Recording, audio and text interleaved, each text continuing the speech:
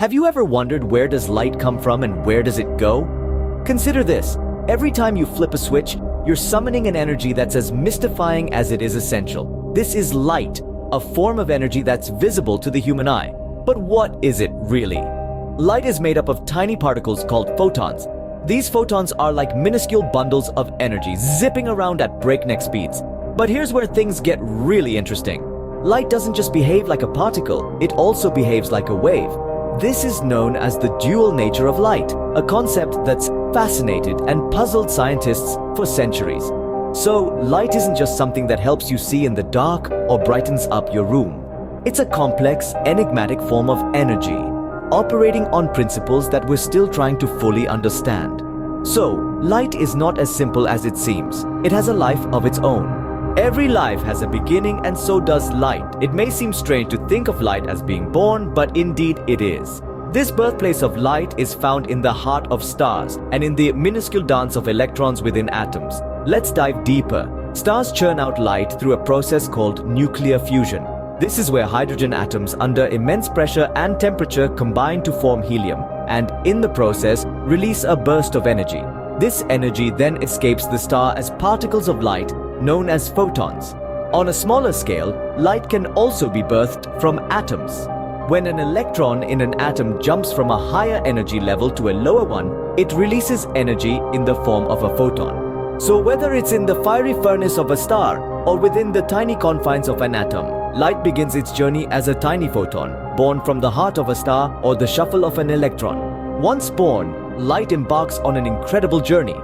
This journey is no ordinary one. It's a voyage at an astounding speed, covering about 186,000 miles in just a second when in a vacuum.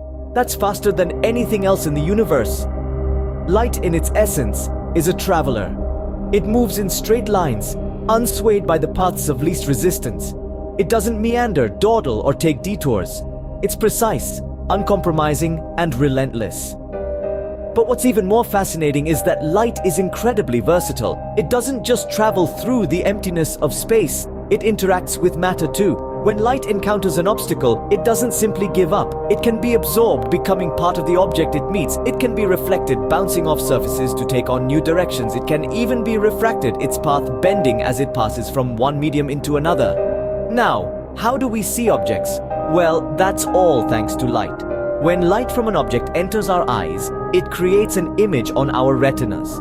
Our brains then interpret this image, allowing us to perceive the world around us. So, light's journey isn't just about traversing the vastness of the cosmos. It's also about illuminating our world and making vision possible. Unlike us, light never ages during its journey. It remains forever young. Every life has an end. But what about light? In the grand tapestry of the universe, light too experiences what we might poetically refer to as death. But how does this happen? Light dies when it meets matter and is absorbed by it. Imagine this like a cosmic dance where light and matter sway together, and in the process, the light transfers its energy to matter and in essence, dies. But here's the fascinating part. The death of light is not an end, but a transformation. It's like the mythical phoenix which rises anew from its own ashes. When light energy is absorbed by our eyes, it does not vanish into oblivion. Instead, it sparks the process of vision, allowing us to see the world around us. So, in a sense, the death of light is not a cessation, but a metamorphosis. It changes form, from a ray of light to a transfer of energy, from a glimmer in our eyes to a stunning visual perception. The death of light is, therefore, a necessary phenomenon, a vital part of the circle of life in the universe. It's a cosmic ballet, where light sashays across the universe, illuminates worlds, and finally nestles into matter, transforming into another form of energy. So, light lives on in a different form long after it has ceased to shine.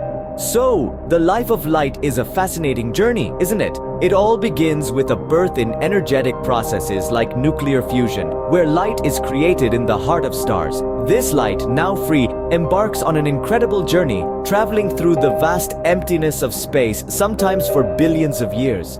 Now here's the thing about light. It's a bit of a shapeshifter. Sometimes it behaves like a particle, other times like a wave. This dual nature is one of its most intriguing aspects.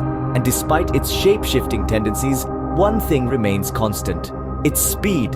It's always zipping around at a staggering 299,792 kilometers per second. But every journey must come to an end. For light, this end comes when it's absorbed by matter. It's a sort of death, if you will. In the end, light is more than just brightness. It's a traveler, a storyteller, a giver of life, and a symbol of the eternal cycle of energy in our universe.